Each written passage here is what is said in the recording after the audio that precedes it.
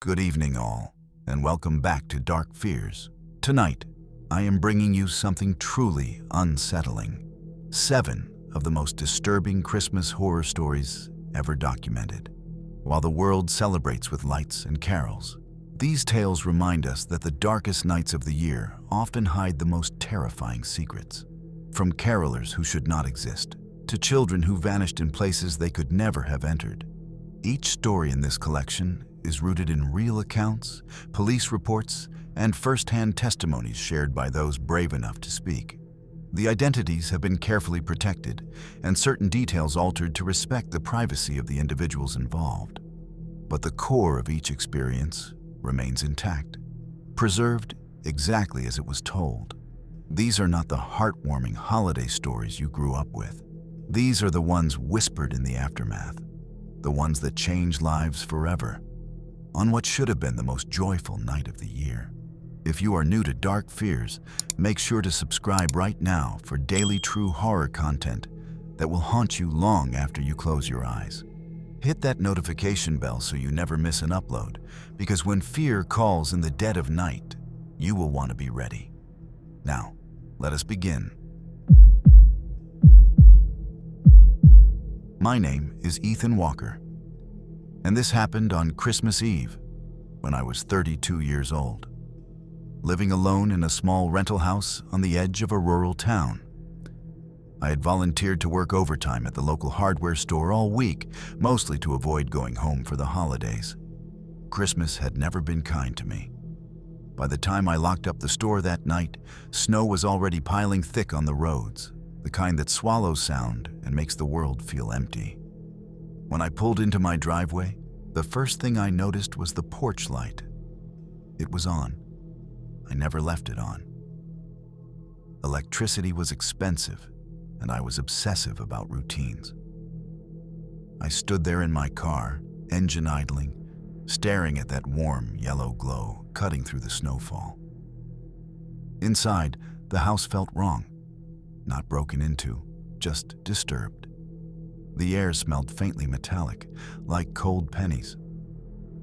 My Christmas tree blinked softly in the corner, but one ornament was missing from the lowest branch. I knew because I'd placed it there intentionally.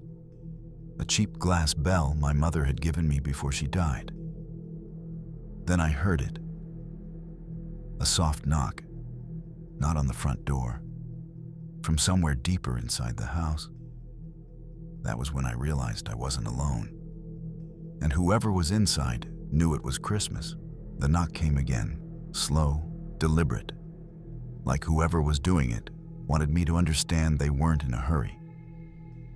My heart started pounding so hard I could feel it in my ears. I whispered hello, my voice barely audible over the hum of the heater. No answer. Just the faint creak of floorboards somewhere down the hallway. I grabbed the fireplace poker from beside the mantel, gripping it so tightly my knuckles burned. Each step toward the hallway felt heavier than the last, like the house itself was resisting me. The knocking stopped. Then came the whisper. It wasn't loud. It didn't need to be. "Ethan, you forgot something." The voice was wrong. Too close, too familiar. It sounded like my mother. She had been dead for 6 years. I froze, staring down the dark hallway that led to the bedrooms. The air grew colder with every second, my breath fogging in front of me. The Christmas lights flickered once, twice, then went steady again. I told myself it was stress, exhaustion, grief doing what it always did around the holidays. Then I saw the ornament. The glass bell sat carefully in the center of the hallway floor, exactly between me and the darkness beyond. It hadn't shattered. It hadn't rolled there. It had been placed. Behind it, something shifted. Just enough for me to see a tall, thin silhouette bend unnaturally forward, its head tilting as if listening to my breathing. That was when the whisper returned, closer this time. "It's time to open your gift." I didn't touch the ornament. something deep in my chest told me that crossing that invisible line in the hallway would be a mistake I couldn't undo. Instead, I took a step back, the metal poker trembling in my hand as the silhouette at the end of the hall slowly straightened. The whisper stopped. For a few seconds, there was only silence. Thick, crushing silence, until the temperature dropped so suddenly my teeth began to chatter. Frost crept along the edges of the hallway mirror, blooming outward like living veins. Then the figure moved. It didn't walk forward. It slid sideways, melting into the doorway of my childhood bedroom. The room I hadn't opened since my mother died. The door creaked open just enough for me to see inside. The bed was neatly made. The smell hit me next. Old perfume mixed with rot. I took another step back, my heel bumping into the coffee table. The sound echoed far louder than it should have. From the bedroom came a slow, deliberate inhale, followed by a voice that tried too hard to sound gentle. "You always hid when you were scared, Ethan." My stomach twisted. That was something only my mother knew. The Christmas tree lights flickered again, but this time they didn't stop. They blinked wildly, casting frantic shadows across the walls as something tall unfolded itself inside the bedroom doorway, joints bending the wrong way. It smiled. And that's when I realized the knocking earlier hadn't been to get inside. It had been knocking to be let out. I ran, not toward the door, away from it, like an idiot, straight into the kitchen. My brain screamed at me to escape, but my legs betrayed me, carrying me somewhere familiar, somewhere stupidly human. Behind me, the hallway lights went out. Every bulb shattered at once with sharp pops, plunging the house into darkness except for the weak glow of the Christmas tree. I fumbled for my phone, hands slick with sweat. But there was no signal, no bars, just a frozen screen reflecting my own terrified face. Then the radio turned on by itself. Static filled the kitchen, followed by a warped version of A Christmas Carol. The sound wobbled, slowed, and then a voice bled through the speakers, soft, broken, intimate. "Do you remember the night you didn't come home?" I did. The night my mother died alone in this house while I was out drinking, ignoring her calls. The guilt hit harder than fear. My chest burned as heavy footsteps echoed behind me, slow and patient. I could hear something dragging across the floor, nails or bones scraping wood. The smell of perfume returned, stronger now, mixed with decay. I turned around just as the shadow stretched across the kitchen wall, towering, its head brushing the ceiling. It didn't rush me. It didn't need to. Christmas lights from the living room wrapped around its form like glowing veins, illuminating a face that was almost my mother's, but hollowed, cracked, and smiling far too wide. "You left me," it whispered. And then the front door unlocked itself. The front door creaked open slowly, letting in a gust of freezing air and swirling snow that scattered across the living room floor. The thing wearing my mother's face turned its head toward the door, almost curious, as if it had been waiting for that sound. I took my chance. I bolted past the kitchen island, slipping on melted snow, and sprinted toward the open doorway. The moment I crossed the threshold, the air felt wrong. Thicker, heavier, like trying to run through water. My legs burned as if something invisible was pulling me backward. Behind me, the radio screamed with static. "You don't get to leave," the voice said, no longer pretending to be gentle. The snow outside wasn't falling normally. It hovered in the air, frozen mid-descent, suspended like ash. The world beyond my porch looked painted, artificial, as if the night itself had been staged. I stumbled down the steps, heart hammering, when I felt fingers brush the back of my coat, cold, numb, wrong. I spun around, swinging the poker, but it struck nothing. The porch was empty. Then I saw the footprints. They weren't mine. Bare feet, long and thin, pressed deep into the snow, leading away from the house and stopping abruptly at the edge of the yard. Beyond them, there was nothing. No road, no trees, just blackness swallowing the world whole. Behind me, the door slammed shut on its own. And from inside the house, something began to hum a lullaby my mother used to sing. I don't remember deciding to go back inside. One moment I was staring into that impossible darkness.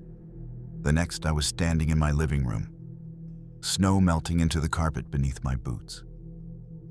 The house felt calmer, too calm. The Christmas tree lights glowed steadily, and the radio was silent. For a brief, dangerous second, I thought it was over. Then I noticed the photographs. Every framed picture on the walls had changed. My childhood photos now showed a second figure standing just behind me, tall, smiling, always slightly out of focus. In newer photos, it stood closer. In the most recent one, taken last Christmas, its hand rested on my shoulder. The humming grew louder. I followed it down the hallway, dread pooling in my stomach. The bedroom door stood wide open now. Inside, the bed was gone. In its place sat a neatly wrapped Christmas present. Red paper stretched tight around something large and uneven. A tag hung from the bow. To my son. My hands shook as I reached for it, knowing I shouldn't, knowing I had no choice. The paper felt warm, almost alive. When I pulled it away, the smell hit me first. Perfume and rot. Inside the box was a mirror, and in the reflection, I wasn't alone. Something stood behind me, its arms wrapped around my shoulders, its mouth near my ear as it whispered the words I would never escape. "You're home now." I dropped the mirror, and it shattered across the bedroom floor. But the reflection didn't disappear. Each shard showed the same thing. Me standing rigid, eyes wide with something pressed against my back, its face hovering inches from mine. I felt its weight then, not heavy but possessive, like hands that had every right to be there. The whisper slid directly into my head. "You stayed away so long." I screamed and staggered forward, breaking free as the shards clinked together behind me. The room warped, walls stretching unnaturally, the ceiling rising higher than it should have been.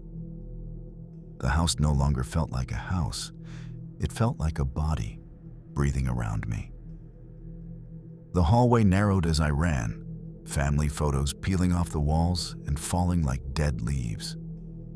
Beneath them, the wallpaper was blackened, pulsing faintly, as if something underneath was alive. The front door appeared at the end of the hall, impossibly far away. Every step forward came with a memory. My mother coughing in the kitchen, unanswered phone calls, her voice on the answering machine begging me to come home. The house fed on it, tightening around me as guilt pressed down harder than fear. Behind me, the thing moved closer. I could hear its joints pop with each step, its breath rattling wetly. "You don't get forgiveness," it said. "You get to stay." The doorknob was inches away when the lights exploded in a blinding flash of red and green. And the house went completely silent. I woke up on my front lawn, buried halfway in snow, gasping for air like I'd been underwater. Morning light spilled across the yard, soft and harmless, painting everything in pale gold. The house looked normal again, windows intact, porch light off, no footprints anywhere in the snow but my own. For a moment, I thought I had imagined everything. Then I noticed the smell. Perfume, faint but unmistakable. paramedics told me a neighbor found me lying outside before dawn, screaming and clawing at the frozen ground. They said I'd been muttering the same phrase over and over again. "He's home. He's home." I moved out of that house 2 days later, left everything behind: furniture, clothes, photographs. I never went back, but every Christmas Eve since, the same thing happens. At exactly midnight, my phone lights up with a notification from an unknown number. There's never a message, just a photo. It's me, sleeping, taken from inside whatever house I'm in. And in the background, just barely visible in the shadows, stands a familiar figure humming a lullaby I can never forget.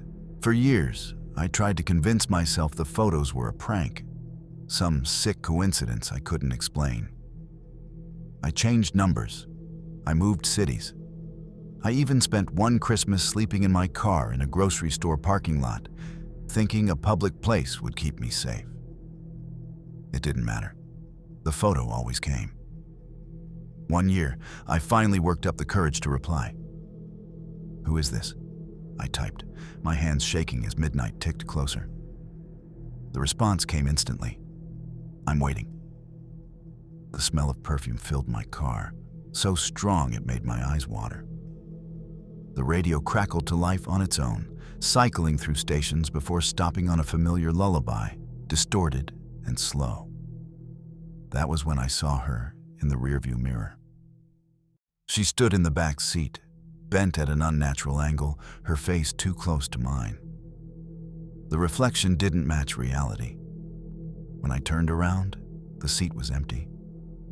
But in the mirror, she smiled wider and wider, her mouth stretching beyond what skin should allow. "You don't belong out there," she whispered. "Christmas is for family." The windows frosted over instantly, sealing me inside. The car doors refused to open.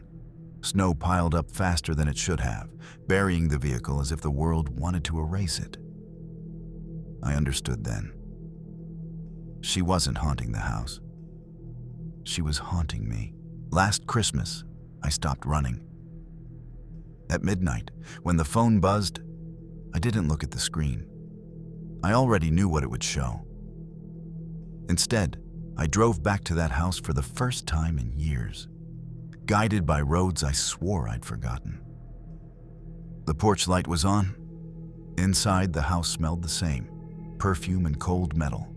The Christmas tree stood exactly where it had been before, lights glowing patiently.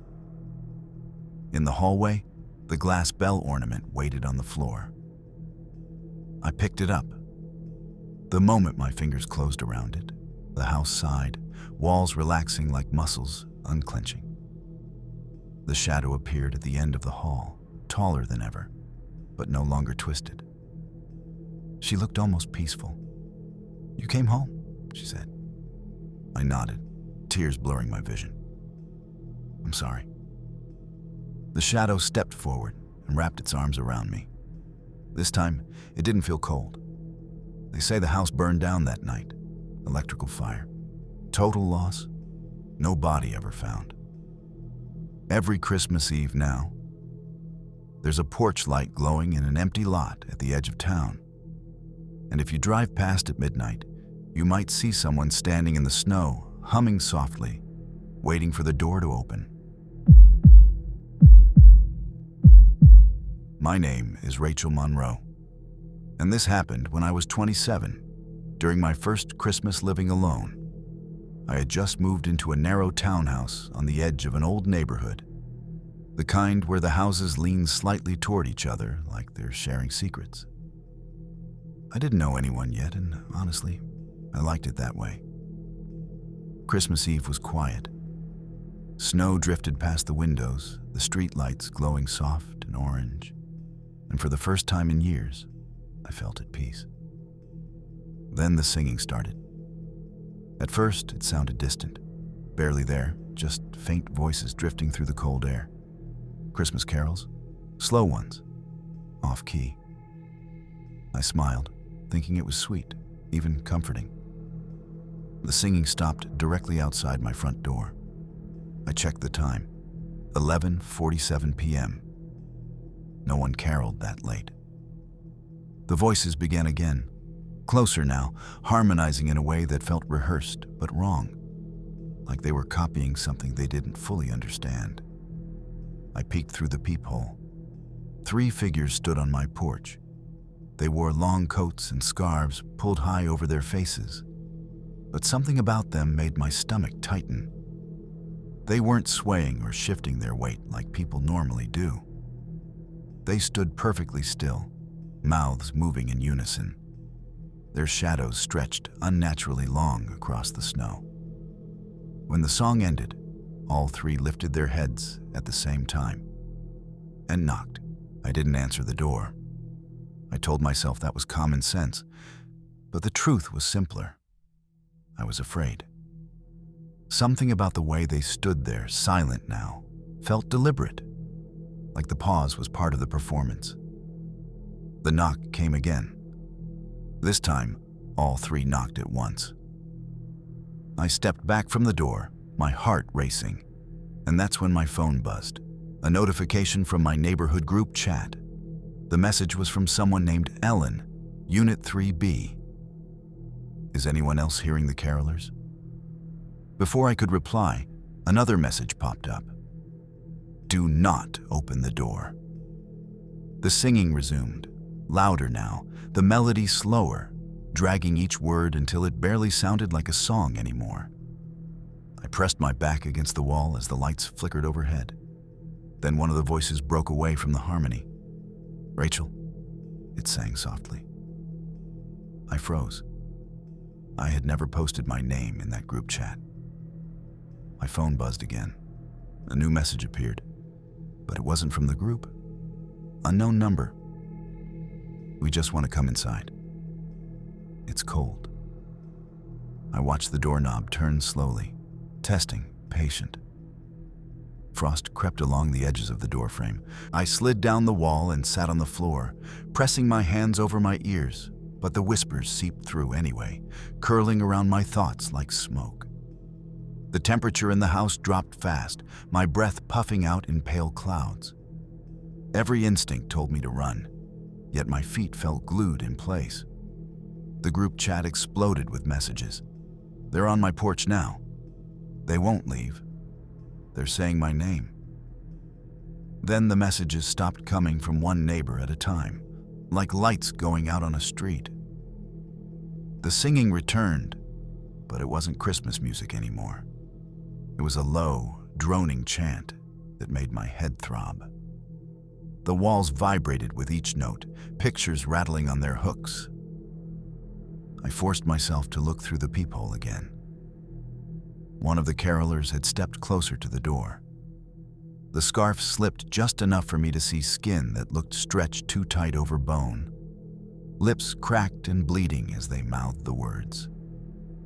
Its eyes were open far too wide, pupils trembling like they were struggling to stay focused. Behind it, the other 2 tilted their heads in perfect sync. The caroler closest to the door raised a hand and pressed its palm flat against the wood. Rachel, it said, no longer singing. We've been practicing all year. The frost surged inward, spiderwebbing across the door, and I heard the lock click. The lock didn't open. It jammed halfway, metal grinding loudly, like something inside the door was resisting. I didn't waste the chance. I grabbed my keys and ran for the back of the house, slipping on the cold tile as the chanting turned furious behind me. The back door led to a narrow alley between townhouses, barely wide enough for a person to squeeze through. Snow piled high against the exit, but I shoved it open and stumbled outside, gulping in frozen air. The singing followed me, not from behind, from all around. Every house in the row glowed softly now, curtains drawn, silhouettes visible inside. I realized with growing horror that the silhouettes weren't moving naturally. They stood stiff and upright, mouths opening and closing in time with the song. My phone buzzed again. one final message appeared in the group chat. They're inside now. The alley lights flickered, then went out entirely. In the darkness, I heard footsteps crunching through snow. Slow, deliberate, circling me. A voice leaned close to my ear, warm and wet. You missed the final verse. The carol began again, louder than ever, and I felt hands closing in from every direction as the snow swallowed my scream. I woke up buried in snow, my lungs burning as I dragged in air that felt sharp enough to cut. For a moment, I thought I was outside my townhouse, but when I forced my eyes open, I realized I was lying in the middle of the street. Every house around me was dark now. No lights, no movement. Just a long row of silent buildings stretching into the night. I staggered to my feet, legs shaking, and noticed something clenched in my hand. A song sheet. The paper was old and yellowed, the edges brittle with age. At the top, written in faded ink, were the words, "Annual Christmas Performance." Beneath it was a list of names. My name sat at the very bottom. Above it were the names of my neighbors, every person from the group chat. Most of the names were crossed out. From the end of the street came a single voice, humming softly. A porch light flickered on, then another, lighting up the houses one by one like a countdown. Figures stepped out onto the porches, each holding the same yellowed song sheet. Their movements were stiff, mechanical, their faces blank and hollow. I backed away slowly, heart pounding, until my heel hit something solid. A music stand. It stood in the center of the street, dusted with snow, facing the gathered figures. A note was clipped to it, fluttering gently in the cold breeze. "You're late," it read. "Take your place." I shook my head and ran. The moment I stepped off the street, the humming stopped. The silence was worse. It pressed in on my ears until I could hear my own heartbeat roaring inside my skull. I ducked between houses, cutting through backyards, tearing through fences, not caring how much noise I made. No one shouted, no doors opened. The neighborhood felt abandoned, like I was the last person left alive. Then the singing returned, behind me.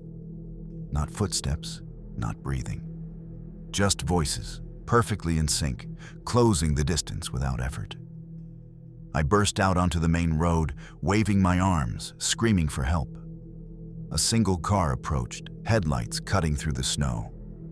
Relief crashed over me so hard my knees nearly buckled. I ran into the road, and the car screeched to a stop. The driver leaned out the window, his face pale. "Don't stop singing," he hissed. That's when I realized I was humming. The melody slipped from my lips without my permission, soft at first, then stronger. My throat burned as the words forced their way out, my voice joining the others echoing behind me. The driver slammed his door and sped away. The song sheet appeared in my hands again, clean now, unmarked. The final verse glowed faintly on the page, and as the carol reached its crescendo, I felt my feet turn back toward the neighborhood, marching in time with the music I could no longer escape. I tried to bite my tongue hard enough to bleed, hoping the pain would break the spell. But the song only grew louder in my head. My feet moved on their own, dragging me back toward the neighborhood as if pulled by invisible strings. The houses welcomed me with light. Every porch glowed now, warm and inviting, like a postcard-perfect Christmas scene. The figures stood waiting, their mouths opening in perfect timing, eyes glassy and unfocused. I recognized them. Faces from the group chat, people I'd passed on the sidewalk, now hollowed out and emptied. They made room for me at the front.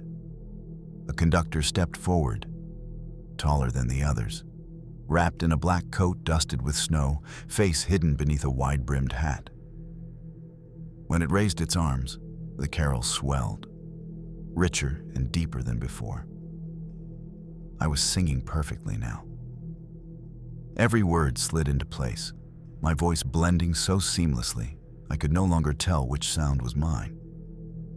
The conductor turned its head slightly, and for a moment, I saw a smile stretch across a face that had no features. "Good," it whispered. "You're learning." As the final note faded, the houses went dark all at once. One by one, the carolers collapsed into the snow, bodies hitting the ground with dull thuds, unmoving. Only the conductor remained. It lowered its arms and pointed at me. "Next year," it said, "you bring them." The spell broke at sunrise. I woke up on my living room couch, throat raw, shoes soaked, snow melting into the carpet beneath me. The house was quiet, normal, painfully ordinary. My front door was locked, no frost, no footprints. Told myself it had been a nightmare. Then I checked my phone. The neighborhood group chat was gone, not muted, not archived, deleted. Every contact erased except one new message thread. Unknown number. Rehearsals begin December 1st. Attached was a photo. It showed me standing in the street, mouth open mid-song, eyes empty. Around me were the collapsed bodies of my neighbors, half buried in snow. On my kitchen table, something lay where it hadn't been before. A stack of yellowed song sheets. At the top of the pile was a fresh list of names. Not my neighbors this time. New ones. I folded the paper with shaking hands, humming softly without realizing it, and understood the final truth. I wasn't hunted anymore. I had been recruited. Weeks passed. Or maybe it was days. I lost all sense of time. I became a sentinel in the lights, observing the neighborhood below, blinking in rhythm with the others trapped in bulbs. Every passerby, every neighbor, every car that drove by was monitored. The smallest sound caused ripples across the bulbs, and I felt it in my chest like a punch. One night, though I no longer knew when night ended, I saw a family setting up their lights. Their laughter echoed, oblivious to the presence above. I tried to warn them, but my voice had long since been absorbed into the hive. All I could do was blink. And the pulsing code began again, spelling a new name, a new target. A chill ran through me as I realized the pattern. Every year, a new soul was chosen. The lights fed, and the network grew. And I was the recruiter. My own face appeared in every bulb I passed, a silent reminder to the others of what awaited them if they ignored the coded warnings. I understood fully now that I would never leave. I was part of the system, part of the eyes that watched, the whispers that called, the lights that demanded obedience. The hive was patient, and it taught me patience too. And when the first snow fell this year, I felt the tug, the pull toward a new house, a new set of eyes, a new family. Waiting, I don't know how long I stood there before I knocked. The porch light flicked on, illuminating her smiling face through the glass. She waved, unaware of the shadows forming behind me, of the figures lining the street just out of view. I opened my mouth. The carol poured out of me, flawless and beautiful, wrapping the night in warmth and harmony. She opened the door, laughing softly, relief in her eyes. "You came," she said. I wanted to scream, to warn her, to run. Instead, I kept singing. The choir stepped forward, their voices swelling, and the world narrowed to rhythm and sound. As her smile slowly faded into confusion, then fear, I felt the final piece of myself slip away. When the song ended, she stood perfectly still, eyes empty, humming softly. The conductor appeared beside me, placing a cold hand on my shoulder. "Well done," it whispered. Now, every year I move to a new neighborhood. I learn new names. And when the snow falls and the clocks reach 11:47 p.m., I knock on a door, lift my voice, and begin the song, hoping one day someone will be strong enough to refuse it. My name is Daniel Harper, and this happened during my first winter in a small town I just moved to. I loved Christmas, so I went all out. Trees, garlands, wreaths, and a massive string of multicolored lights I wrapped around my house, making it glow like a beacon in the snow-covered neighborhood. Neighbors complimented me at first. "Looks beautiful," they said. But by Christmas Eve, things began to feel off. I would catch shadows flickering in the yard, shapes moving among the lights. But when I blinked, there was nothing. My camera footage showed only static, and the lights themselves seemed normal. That night, I was sitting in my living room, sipping coffee, when I noticed one string of lights flickering on and off in an unusual pattern. Not the usual faulty wiring pattern. No, this flickering was deliberate. It blinked once, paused, blinked twice, paused, blinked 3 times. My stomach tightened as I realized the pattern resembled Morse code. I grabbed my notebook and started jotting down the sequence. My heart raced as I translated the blinks into letters. D-A-N-I-E-L-O-P-E-N-E. So you ear, you ear. I laughed nervously. It must be a prank, I muttered to myself. But the lights blinked again, spelling out, "Now." Outside, the wind howled, but the sound was interrupted by a soft, metallic clinking, like hundreds of tiny bells shaking at once. My front door creaked. Slowly. Alone. No one was outside. At least, not that I could see. I froze. My coffee cup trembled in my hands as I stared at the front door. The coded message from the lights had stopped blinking. Silence filled the house, heavy and suffocating. My rational mind screamed a prank or wiring error, but something primal told me it wasn't mechanical. It was alive. A gust of wind rattled the windows. Then I heard it. Whispers, faint and breathy, coming from the string of lights themselves. Each bulb seemed to pulse in rhythm with the whispers. I couldn't make out the words, but they felt like a warning and a demand. I stepped cautiously toward the door. Each movement made the lights flicker in response, sending sharp bursts of color across the walls, painting long, twisting shadows that looked like hands reaching out for me. My skin crawled. My chest tightened. I reached for the knob. The moment my fingers brushed cold metal, all the lights went out.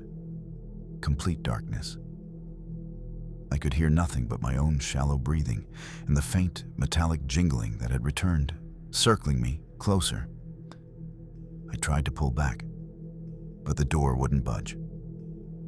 Behind me, the faint flicker returned, now in a pattern I couldn't decipher. The whispers were louder, and I recognized a tone, mocking, deliberate, intelligent. Then the door slowly creaked open. By itself.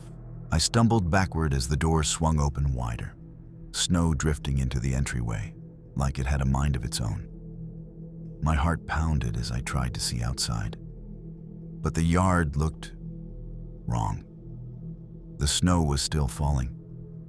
But every footprint, every shadow, every tree branch seemed distorted, stretched, and moving ever so slightly as if alive. The lights along the roofline blinked again, faster this time. The coded pattern returned, spelling out, "Come out or stay forever." I wanted to run, but my feet refused to obey. The whispers turned into a low, continuous hum, vibrating through the wooden floorboards, through my bones. I could feel it resonating in my chest, forcing my hands to twitch, my head to turn toward the door. Then I saw them, tiny reflections in the bulbs. Faces, Hundreds of tiny faces pressed against the glass of the Christmas lights. Their mouths opened in silent screams.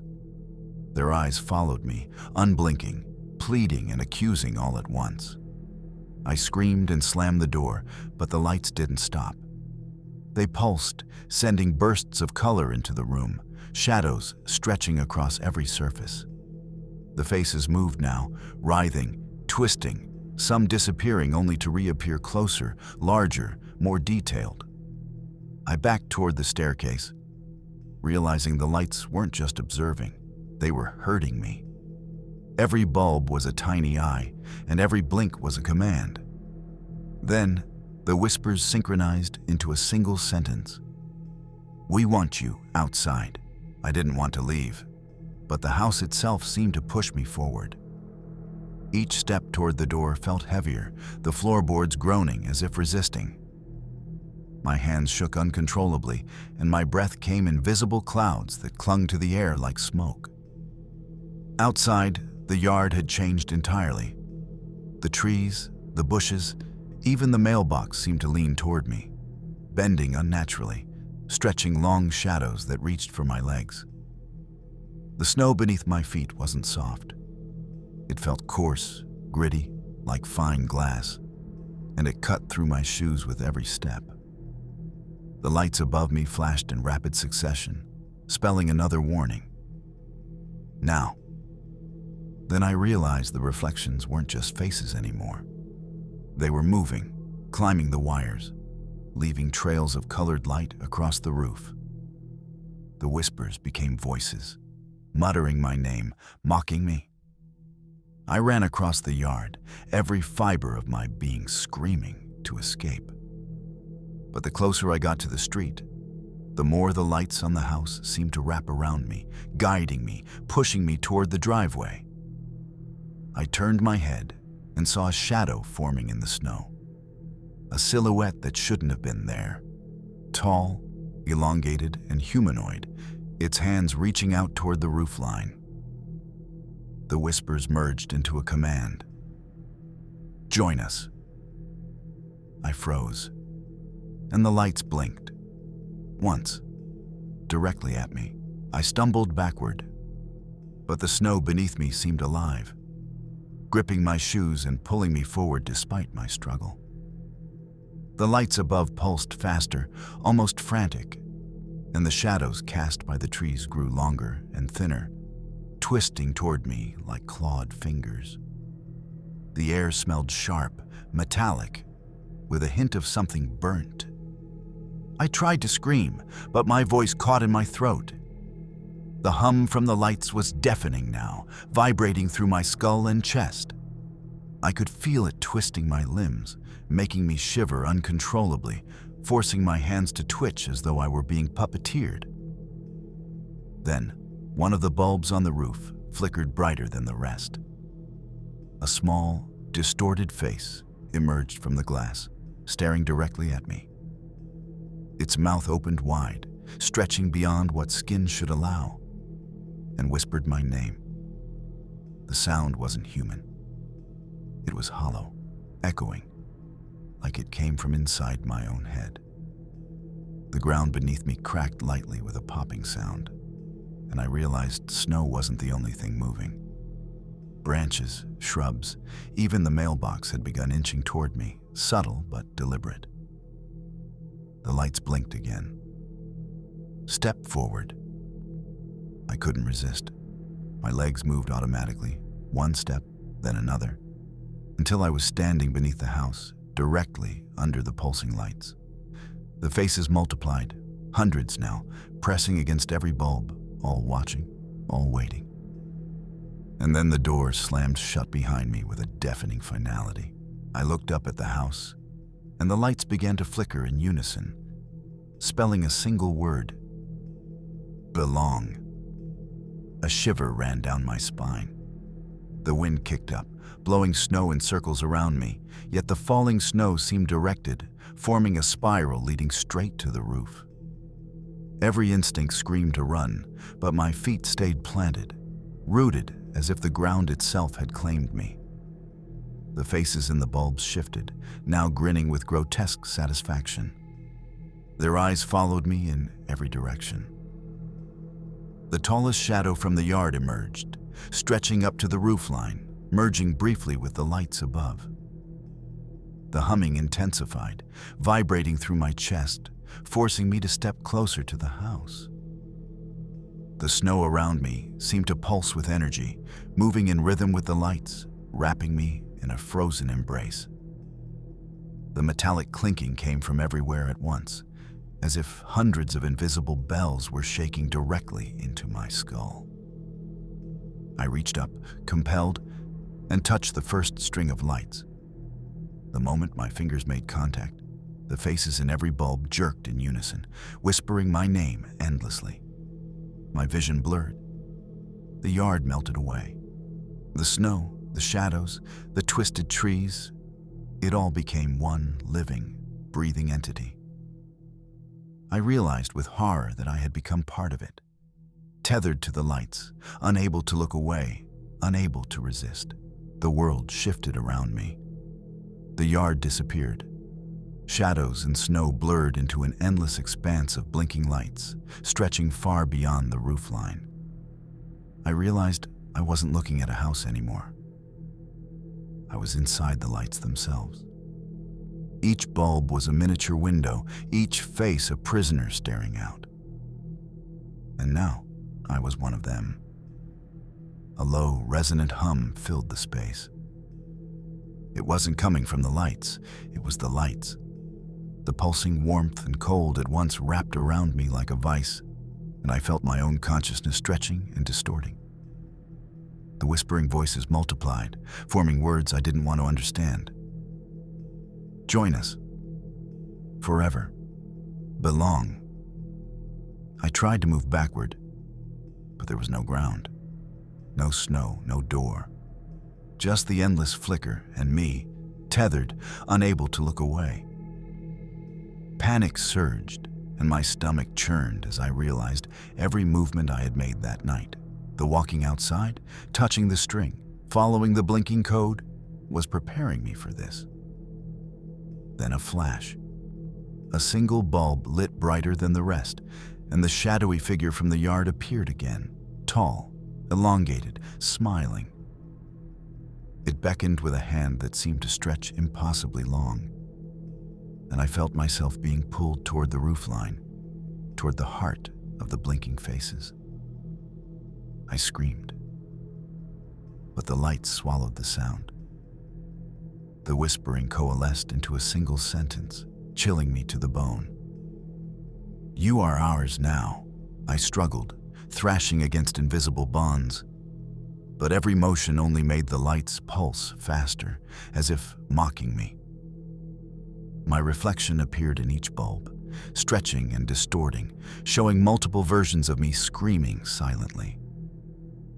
Panic turned to nausea, then to a hollow, creeping resignation. The tall shadow stepped closer, merging with the roofline, and I realized it wasn't a figure. It was the embodiment of the lights, the hive mind of every face I had seen, every bulb I had touched. It spoke without moving its mouth. A vibration felt deep inside my chest. You were wanted. Now you belong. The ground beneath me solidified for a moment, just enough to feel a step, and I was forced up, closer to the roof. The smallest flickers of colored light danced along my skin like tiny, freezing sparks. My body wanted to resist, but my limbs obeyed an invisible command. Every bulb's reflection stared into me. I could see myself in every eye, screaming, pleading, fading. Time stretched and fractured. The snow, the yard, the night. They were irrelevant now. Only the lights, the whispers, and the pull toward the roofline existed. I understood, with absolute clarity, the truth of the Christmas lights. They were not decorations. They were hungry, patient, intelligent, and they had claimed me. I became another face in the bulbs, waiting, watching, blinking in rhythm with the hum. Weeks passed. Or maybe it was days. I lost all sense of time. I became a sentinel in the lights, observing the neighborhood below, blinking in rhythm with the others trapped in bulbs. Every passerby, every neighbor, every car that drove by was monitored. The smallest sound caused ripples across the bulbs, and I felt it in my chest like a punch. One night, though I no longer knew when night ended, I saw a family setting up their lights. Their laughter echoed, oblivious to the presence above. I tried to warn them, but my voice had long since been absorbed into the hive. All I could do was blink. And the pulsing code began again, spelling a new name, a new target. A chill ran through me as I realized the pattern.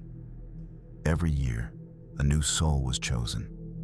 The lights fed, and the network grew. And I was the recruiter. My own face appeared in every bulb I passed, a silent reminder to the others of what awaited them if they ignored the coded warnings. I understood fully now that I would never leave. I was part of the system, part of the eyes that watched, the whispers that called, the lights that demanded obedience. The hive was patient, and it taught me patience too.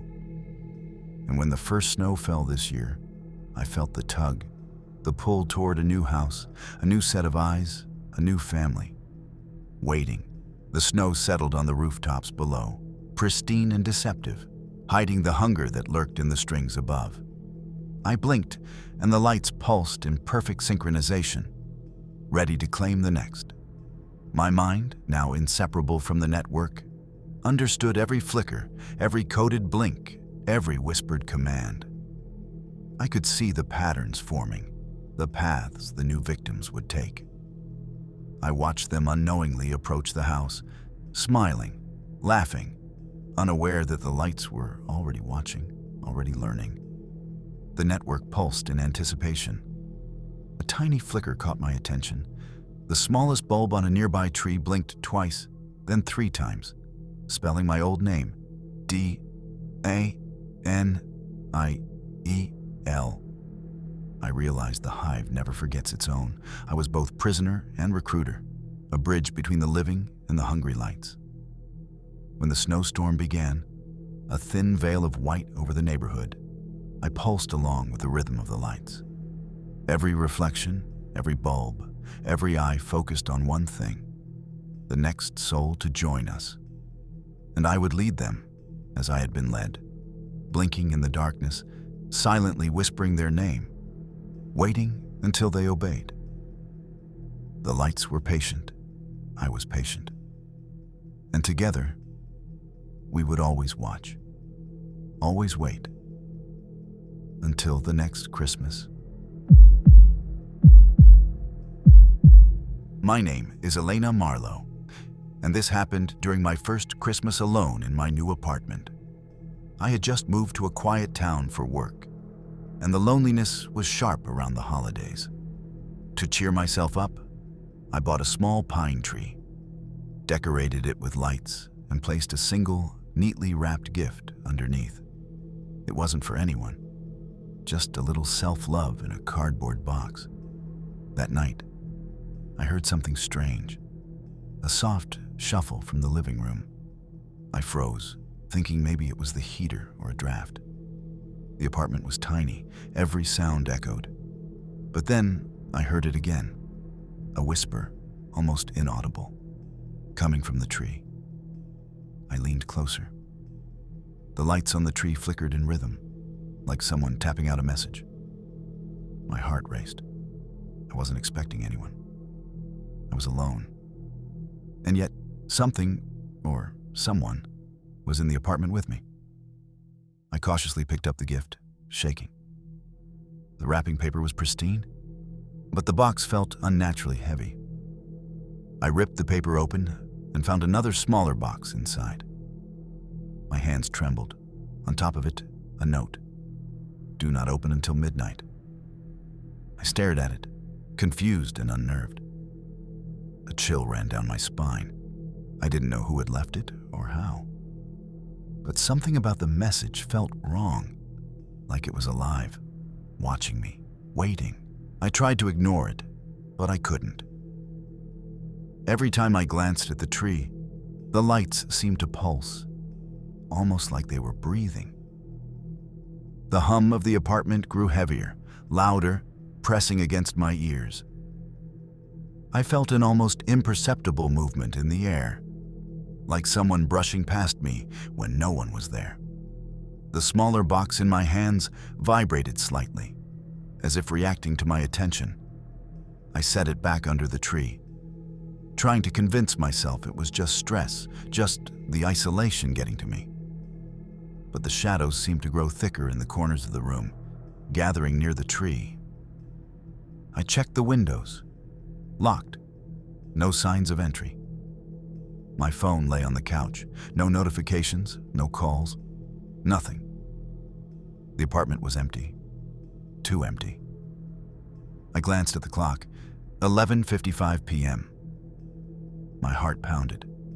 Midnight was approaching, and I felt drawn toward the gift, pulled by a force I couldn't explain. The lights blinked rapidly now, casting long, crawling shadows on the walls. The whispering started again, soft and sibilant, almost playful. Open it. Against my better judgment, I reached for the small box, and the moment my fingers brushed it, the room went utterly silent. Even the lights stopped blinking. And then, a slow, deliberate tap came from the tree. 1, 2, 3 times. I froze. I couldn't move. The taps continued, slow and deliberate, coming from the tree. I could feel my pulse in my temples, every beat echoing through the silent apartment. I tried to speak, tried to call out, but my throat was tight. My words choked. The shadows near the tree writhed, twisting and crawling along the floor like liquid. Summoning all my courage, I bent down and picked up the small box again. It felt heavier than before, almost impossibly so, as though it contained something alive. My fingers trembled as I untied the ribbon, peeling back the paper slowly. Inside, nestled in black velvet, was a tiny ornament, a miniature dollhouse figure that looked exactly like me. I froze, staring at the figure. Its eyes were unnervingly lifelike, tracking my every movement. A soft giggle echoed in the room, though I was still alone. The doll twitched in my hand, raising one tiny hand, pointing toward the tree. The lights flickered back on in a slow, undulating rhythm, and the shadows began moving toward me again. The whispering returned, louder this time, a chorus of voices overlapping. Do not drop it. Do not look away. It watches you. I realized with a creeping horror that the figure was not just a toy. It was a conduit. Through it, something inside the tree, inside the lights, inside the shadows, was observing me, feeding on my fear, tethering me to this place. I backed away slowly, clutching the figure, but the shadows followed, wrapping around my feet and crawling up the walls. The room felt smaller now, suffocating, the air thick and heavy. The whispers became words, forming phrases that chilled me to the bone. You cannot leave. It is yours. I dropped to the floor, hugging the doll to my chest, hoping it would stop the voices. But instead, it twitched violently, spinning in my hands, its miniature eyes flashing like tiny lights. The tree seemed to grow taller, the branches stretching unnaturally toward the ceiling, adorned with lights that pulsed in time with my racing heart. A single shadow detached itself from the wall, elongated and human-shaped, moving closer with silent steps. I screamed, throwing the doll across the room, and it landed upright under the tree. The lights pulsed brighter, illuminating the miniature figure perfectly, its eyes now glowing faintly red. I wanted to run, but my legs wouldn't obey. Every instinct screamed danger, yet I couldn't turn away from the tree. I could feel it watching, waiting, patient. The whispers overlapped, forming a single command. Place it back, or forever stay outside yourself. My breath came in ragged gasps. The room felt alive, the apartment itself conspiring against me. I realized the gift was not meant to be opened, but to open me, to pull me into something beyond comprehension. I forced myself to stand, legs shaking uncontrollably, eyes fixed on the small doll under the tree. Its head slowly turned toward me, as if sensing my hesitation. The lights flickered violently, casting jagged shadows across the room. The whispers became a chorus, urgent and commanding. Do not resist. It knows you. I stepped closer, feeling a pull stronger than gravity itself. The air thickened, and the shadows stretched and warped, crawling along the walls like living tendrils. Every movement I made sent a ripple through the lights, and I realized the tree itself was a conduit for something ancient and patient, something that had been waiting for me. The doll began to twitch again, small fingers pointing toward the center of the tree. A warmth radiated from it, cold and oppressive at the same time, seeping into my chest.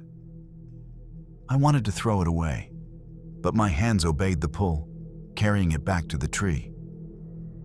As soon as I set it down, the lights pulsed in perfect rhythm, shadows retreating slightly, and a low hum filled the apartment. For a moment, silence returned, almost comforting. But then the whispering started again, slower, deliberate. You belong. Now. I realized with a jolt of terror that it wasn't the doll or the tree commanding me alone. It was the room, the building, the entire apartment. Everything feeding into a singular, patient consciousness that wanted me tethered, always watching, always obeying. I forced myself to stand, legs shaking uncontrollably, eyes fixed on the small doll under the tree. Its head slowly turned toward me, as if sensing my hesitation. The lights flickered violently, casting jagged shadows across the room. The whispers became a chorus, urgent and commanding. Do not resist. It knows you. I stepped closer, feeling a pull stronger than gravity itself. The air thickened, and the shadows stretched and warped, crawling along the walls like living tendrils. Every movement I made sent a ripple through the lights, and I realized the tree itself was a conduit for something ancient and patient, something that had been waiting for me. The doll began to twitch again, small fingers pointing toward the center of the tree. A warmth radiated from it, cold and oppressive at the same time, seeping into my chest. I wanted to throw it away, but my hands obeyed the pull, carrying it back to the tree. As soon as I set it down, the lights pulsed in perfect rhythm, shadows retreating slightly, and a low hum filled the apartment. For a moment, silence returned, almost comforting. But then the whispering started again, slower, deliberate. You belong. Now. I realized with a jolt of terror that it wasn't the doll or the tree commanding me alone. It was the room, the building, the entire apartment. Everything feeding into a singular, patient consciousness that wanted me tethered, always watching, always obeying. I struggled to breathe. The apartment no longer felt like a home. It was a cage, alive and aware, every surface pulsing with intention. The doll sat in the center of the tree, glowing faintly red now, and I could feel its eyes drilling into my mind. Every attempt to look away was met with a tug, pulling me closer to it, as though the doll had become the axis of the entire room. The shadows began to move with purpose, gathering into humanoid shapes, faceless yet sentient, surrounding me in a circle that grew tighter with each passing second. The lights pulsed in response to my panic, a synchronized heartbeat that made my chest ache. The whispers became words I couldn't escape. You are ours. You cannot leave. Belong to the tree. I realized the doll wasn't the only thing watching me. The tree itself, the ornaments, the lights, they were extensions of the same consciousness. It had chosen me.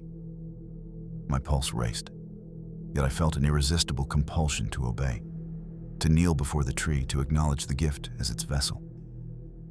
Then, the lights pulsed one final time, brighter than ever, illuminating every shadow. The doll's mouth moved, tiny lips forming words I could hear in my head. Welcome, Elena. I fell forward, head spinning, body trembling.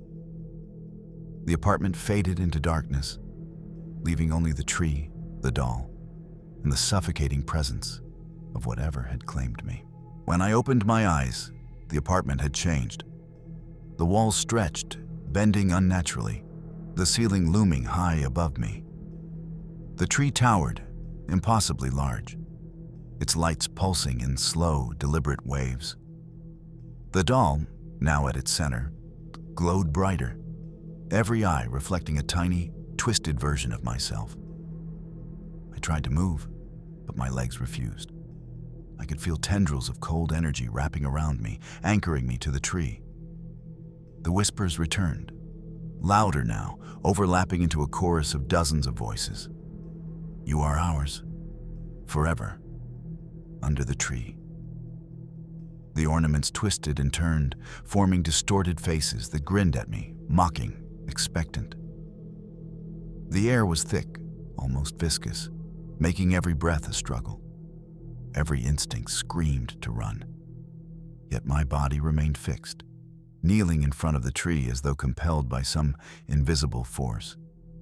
Suddenly, the doll raised its tiny hand, pointing toward me, and the shadows behind it extended to form a staircase made of light and darkness. I realized I was being invited, or forced, into something beyond comprehension, an eternal bond with the tree. Panic gripped me, but the room hummed with patience, teaching me obedience through fear. I understood in that moment that I had crossed a threshold, that the Christmas tree was no longer a decoration, but a vessel, and I was now bound to it. And somewhere deep inside, a small, terrified part of me whispered, I may never leave. Time had lost all meaning. I was no longer certain if days, hours, or minutes existed. The apartment had become a liminal space where the tree ruled. The doll's eyes glowed faintly red, each blink sending shivers down my spine. I realized I was part of its network now, my own thoughts partially accessible to the whispers that pulsed through the lights and ornaments. I tried to resist, tried to tear myself away from the tree, but every movement felt slower, heavier, as though the air itself conspired to hold me in place. The shadows twisted into humanoid forms again, their faceless heads tilting in unison, observing my futile struggle. The whispers grew louder, overlapping, forming a single, undeniable command. Embrace it. You belong. I looked down at the doll. It twitched toward me, beckoning, and I felt my hands lift against my will. I touched it. The instant my fingers made contact, a cold surge raced through my body. Memories of Christmases past, twisted visions of families smiling, then screaming, flickered through my mind. I realized the tree had claimed not just me, but all the joy and warmth I had once felt, twisting it into its own domain.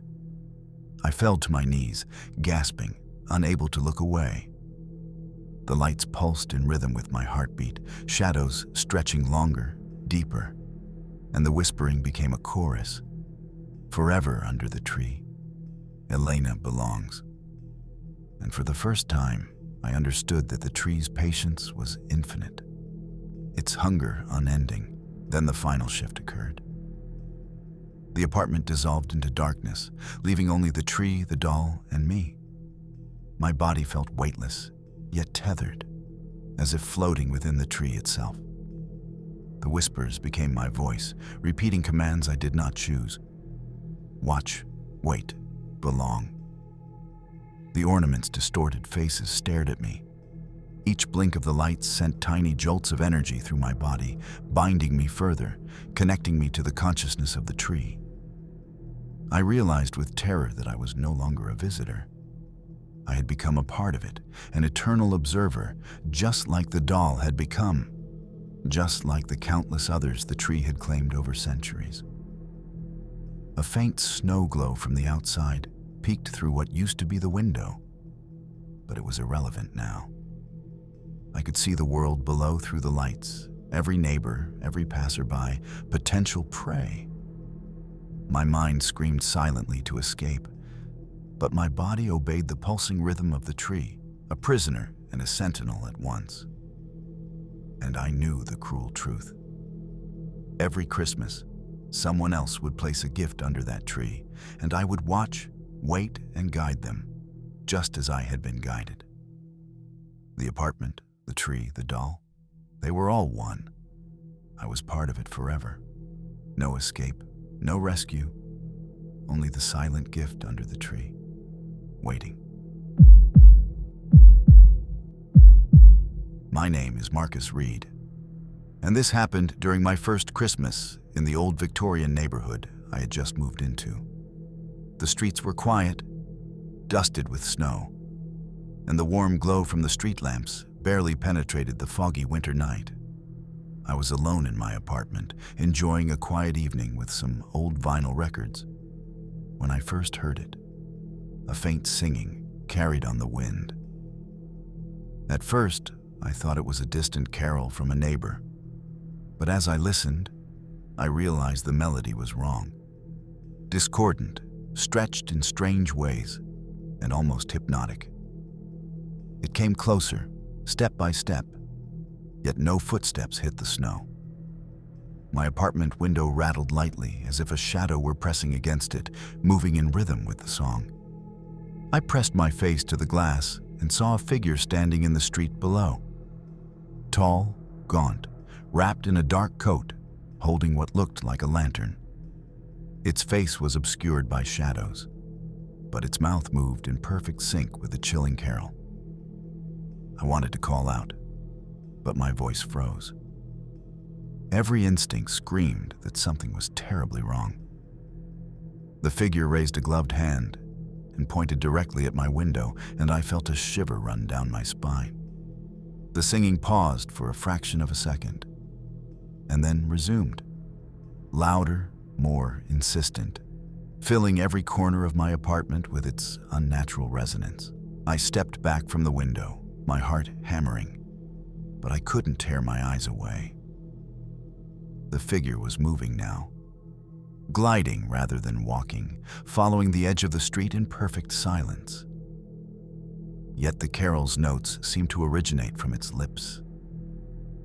I tried to convince myself it was a neighbor playing a prank, but the melody was impossibly distorted, warped in a way that made my ears ache. Suddenly, a knock came at my door. One sharp, deliberate knock, echoing in the silent apartment.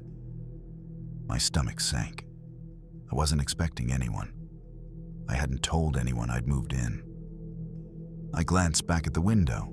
The figure was closer, now under the street lamp, and the lantern cast long, flickering shadows on the snow. The carol began again, now louder, more melodic, yet haunting, harmonizing with itself in impossible ways. The knock came again, twice, then a third time. It was rhythmic, almost musical, in perfect sync with the distorted song. I could feel my blood running cold. Something about the melody and the knocks commanded attention, compelling me forward. My hand reached instinctively for the door handle, even though my mind screamed not to open it. The lights flickered above, casting the room in shadows that seemed to stretch toward me, and I felt as though the figure outside was already inside. I froze, realizing that every instinct I had was being manipulated. Every beat, every note, every shadow was designed to control me. I stood frozen, hand hovering over the doorknob, every muscle locked with fear. The knocking continued, slow, deliberate, a rhythm that made my chest ache. The distorted carol from outside seeped into my bones, echoing in every corner of my apartment. I realized with a growing sense of terror that it wasn't just music. It was a command, a hypnotic lure designed to bend my will. I glanced at the hallway mirror. My reflection was pale, eyes wide. But then I saw something horrifying. The reflection of the figure behind me. Just a shadow, impossibly tall and silent, though no one had entered the room. The knocking and the singing seemed to synchronize with my pulse, as if the entity outside, and now inside, was feeding on my fear. Compelled, I slowly approached the door, every step heavy and unnatural, as though I was wading through thick water. I felt the air thicken around me, carrying the faint smell of burnt pine and snow, making my head spin. The shadows in the corners stretched toward me, crawling along the walls like fingers, guiding me forward. I reached the doorknob. My fingers trembled uncontrollably.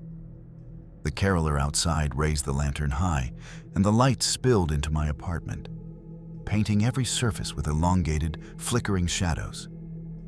The whispers of the melody combined with the knocking, forming words I could barely comprehend. Open, or join, forever. I froze, knowing that one action could seal my fate.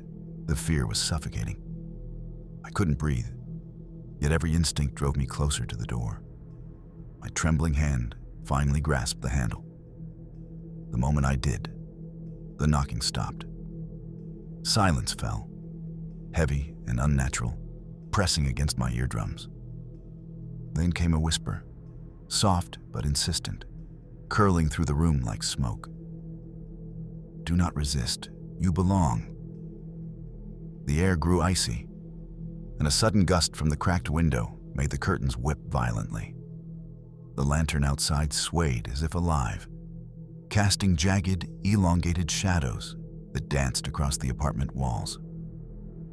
The distorted carol resumed, louder, each note vibrating the air, and I felt the temperature drop further. My breath formed the clouds in front of me. I tried to pull my hand from the knob, but an invisible force held me in place. I realized the caroler outside wasn't human. The rhythm, the voice, the movements were too precise, too otherworldly. It was something older, something patient, something that had been luring unsuspecting souls for decades, maybe centuries. A shadow slithered across the floor toward my feet. I glanced down and saw it elongate into thin, black fingers reaching for me. My pulse raced, but I was still compelled to open the door. And then, the lantern's light flared violently, bathing the apartment in red and orange, and I saw the caroler's face, gaunt, hollow, impossibly wide mouth, singing words I could feel in my chest rather than hear. I understood in that instant that crossing the threshold would mean more than death. It would mean being trapped, consumed by the melody, forever a part of the caroler's endless song. I wanted to run, to throw myself backward across the room, but my body refused to obey. Every muscle was frozen, as though the melody outside had rooted me to the floor. The lantern's light spilled further into my apartment, illuminating every shadow in a sickly orange glow. And the distorted carol grew louder, wrapping around my mind like icy chains. Then it moved, inside the apartment. I didn't see it enter. It simply appeared, a dark, elongated silhouette behind the door. The shadows seemed to pulse with the rhythm of the song, its presence filling the room, pressing against my back. The whispers merged with the melody, forming words I could feel rather than hear. You cannot resist. sing with us. I felt my lips move before I realized it. The song escaped my mouth, warped and twisted, matching the distorted notes from outside. Panic surged through me, but my body acted as if possessed. The shadows grew more solid, writhing closer to me, and the air became so thick that breathing felt like inhaling needles. Suddenly, the lantern outside flared, and the figure pointed directly at me. The shadows behind it stretched, merging into the corners of the room, forming dark tendrils that tugged at my legs, my arms, my very soul. I realized with terror that opening the door would not bring escape. It would bring me fully into whatever nightmare the caroler represented. Every instinct screamed to resist, but my body, and now my voice, acted on its own. The room vibrated with the song, every note shaking the walls and floor. I could feel the shadows pressing closer, coiling around my limbs. But the moment my fingers brushed the doorknob, the song shifted. The melody bent, slowed, warping in impossible ways that made my ears bleed. A whisper slithered into my mind. You belong with us forever. The air grew icy, and frost began to form on the window pane, spreading quickly, obscuring the street outside. The lantern's light flickered violently, casting fractured reflections on the walls. Every shadow in the room now had intent, moving independently, each one a twisted, elongated version of the caroler. I tried to step back, but my legs moved forward, carrying me toward the door as if guided by invisible strings. My hand closed around the doorknob, and the moment I twisted it, the shadows surged. They weren't solid but alive, writhing in midair like smoke and liquid combined. A flash of white light blinded me. When my vision returned, the figure was inside, standing impossibly tall, its hollow eyes locking on mine. The distorted melody was now inside me, echoing in my skull with every heartbeat. I realized with a sinking horror that even if I tried to escape through the window, the street, or the apartment, I was already tethered to this presence. The caroler leaned forward, voice harmonizing with the song in my mind. Sing or join the song forever, the song. The presence in my apartment seemed to breathe with the song, every movement in perfect harmony with the distorted melody. My body was no longer mine.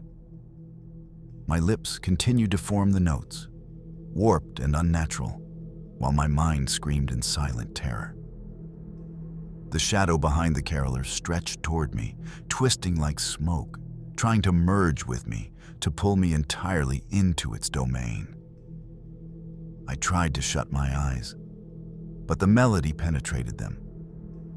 I could see the caroler in every shadow, hear its twisted voice in every breath of wind, every flicker of light. The snow outside glimmered faintly in the darkness, reflecting the lantern's glow, but it no longer felt safe. It was merely a backdrop for the entity's control. Then the caroler spoke inside my mind, a whisper that bypassed my ears entirely. Sing louder. Your soul belongs to the song. I felt an irresistible compulsion to move toward the hallway, to continue the melody, to obey the command. The shadows merged into humanoid forms, their elongated fingers reaching for me, but somehow never touching, as if teasing the inevitable. I understood now that resistance was impossible. The apartment, the caroler, the shadows, they were a single organism, and I was becoming part of it, willingly or not. I sank to my knees, voice still warping the melody, and the air around me thickened with icy cold, pressing me toward the center of the room. I realized that once the song ended, I would be entirely consumed. The melody reached a crescendo, and with it, the shadows surged closer, coiling around me like living ropes. Every note I sang caused the room to distort further, the ceiling bent, the walls curved, and the floor seemed to ripple like water. The caroler's hollow eyes were fixed on me, unblinking, and the distorted song echoed in my skull with every heartbeat. I tried to resist, to stop singing, but my voice refused. The melody had invaded my body, becoming part of me. I realized in a chilling moment of clarity that this was how it lured victims, by forcing them to participate, to become instruments of the entity, feeding its power. The shadows now moved independently, stretching toward the hallway and ceiling, forming grotesque shapes that whispered in tandem with the song. Join, surrender, belong. The lantern outside flared violently, then dimmed, casting fractured light across the room. The snow on the street glowed faintly in the remaining illumination, but it was distant, meaningless. Every instinct screamed escape. Yet I knew the caroler had tethered me completely, body and soul. And then, the tallest shadow reached my shoulder. I felt a pull inside my chest, like invisible fingers tugging at my very essence. My vision blurred, the room spinning with colors and shadows, and the song intensified. I understood then, with raw, paralyzing terror, that by sunrise, I would be part of the song forever. I felt my body bending with the rhythm of the song, every fiber of my being vibrating in harmony with the distorted melody.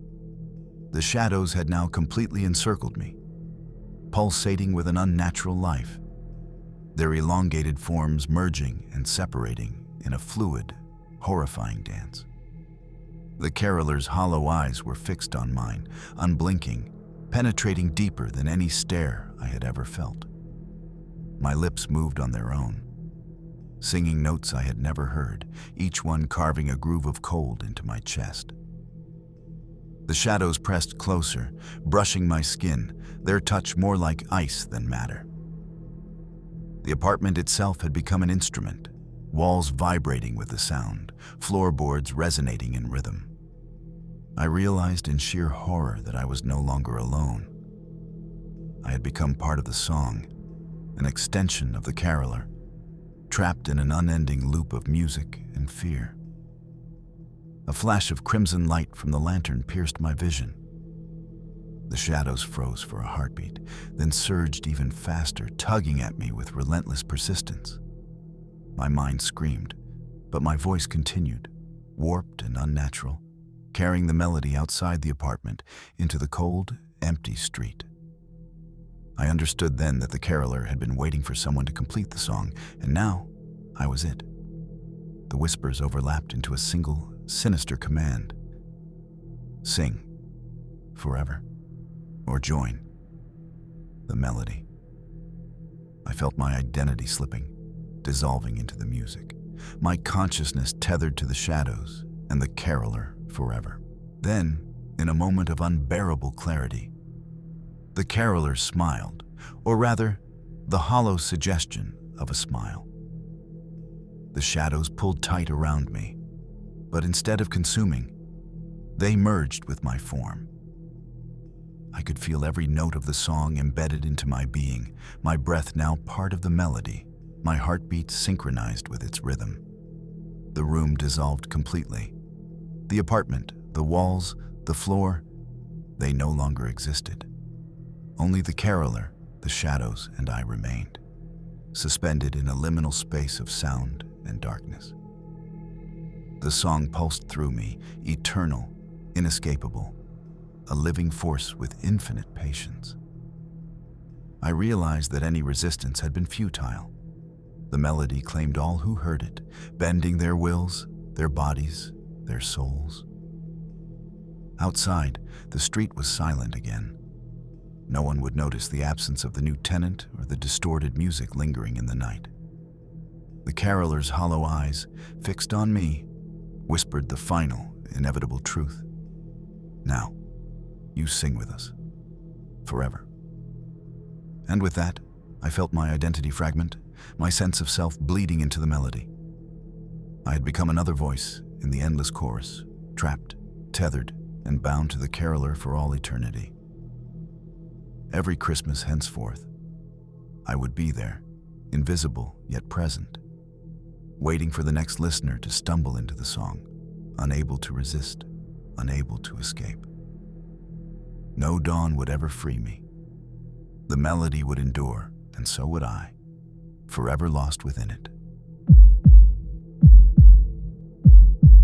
My name is Hannah Cole, and this happened during my first Christmas working at an old toy warehouse on the outskirts of town.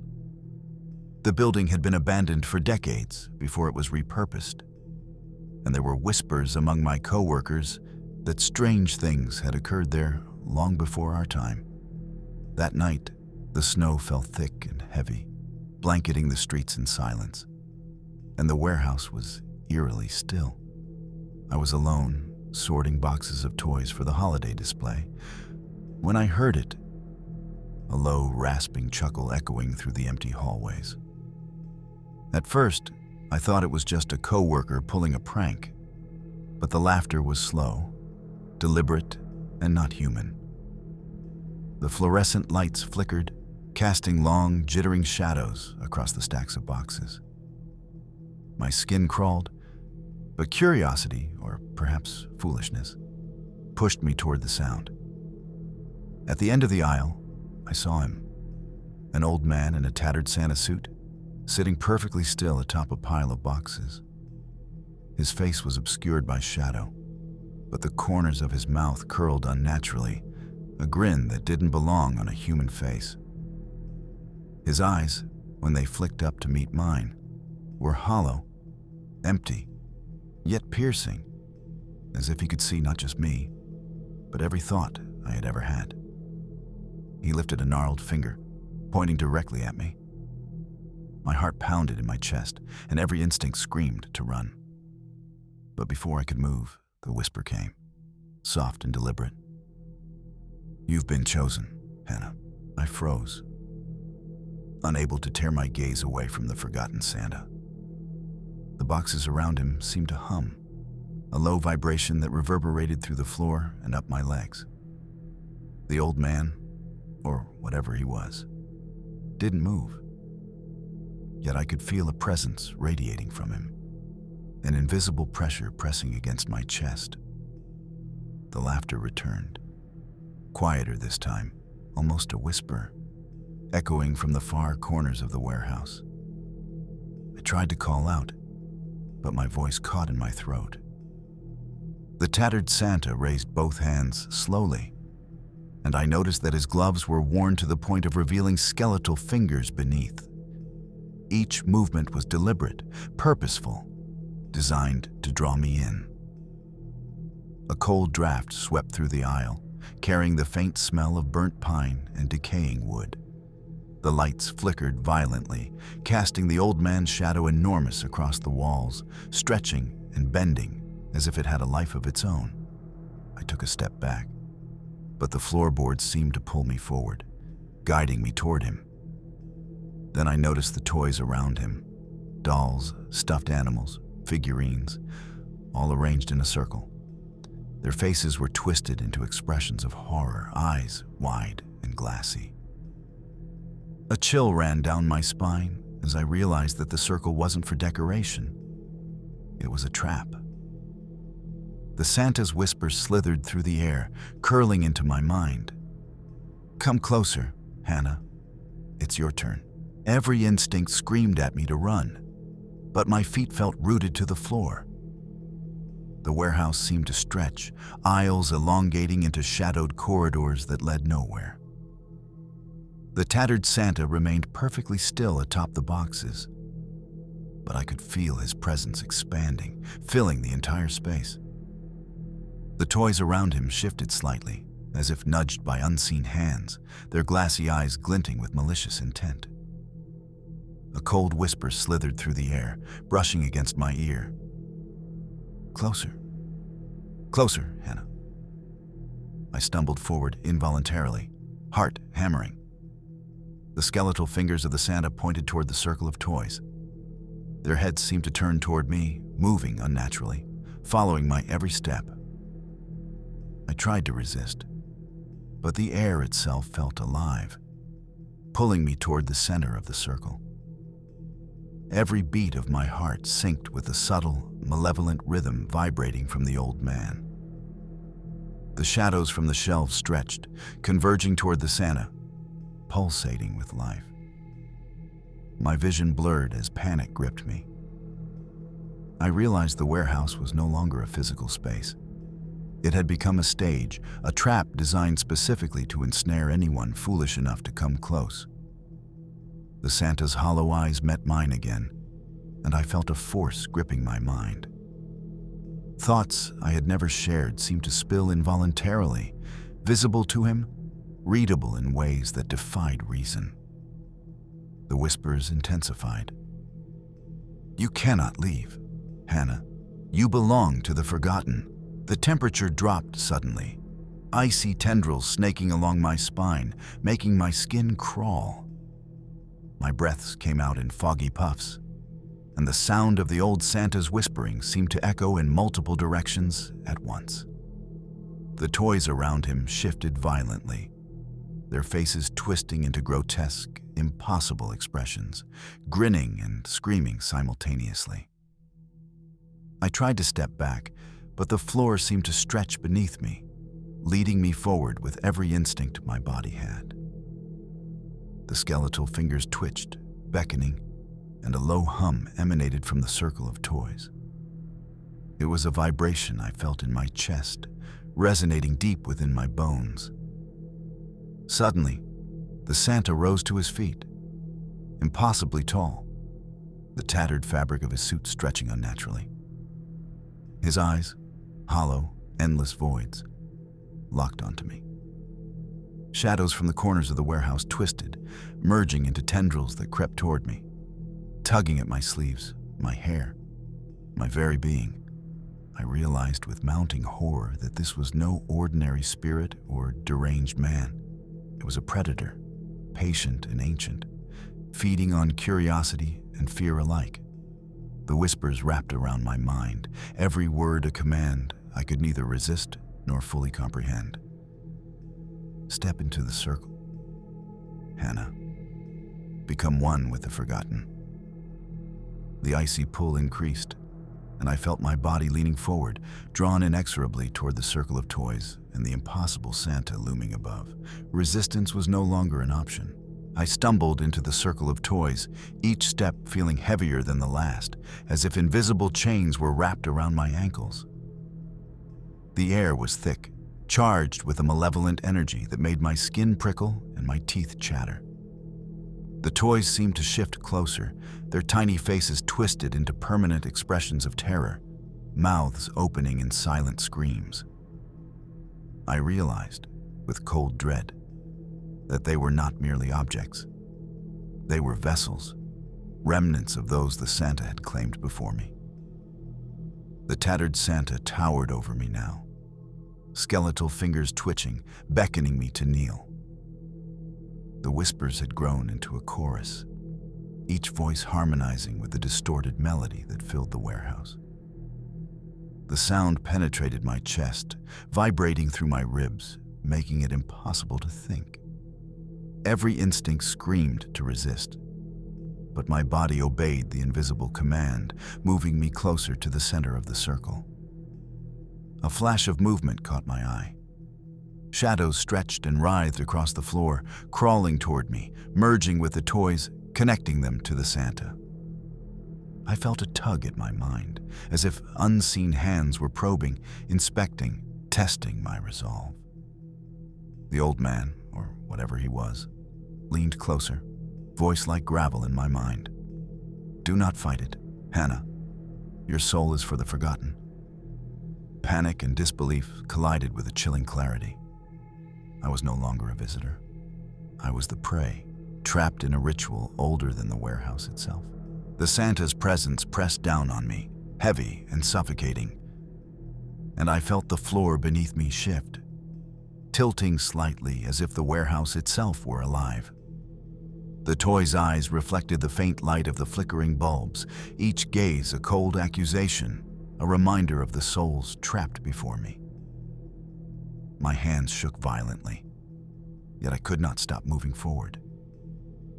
Then the circle of toys pulsed, emitting a low, vibrating hum that reverberated through my bones. I could feel the invisible threads tightening around me, entwining with my very essence. The tattered Santa extended his skeletal hand toward me, and when our fingers nearly touched, a shock of icy energy surged through my body, paralyzing me. My mind swirled with images of past victims, faces frozen in terror, mouths open in silent screams, eyes hollow. I tried to scream, but the sound was absorbed into the melody of whispers.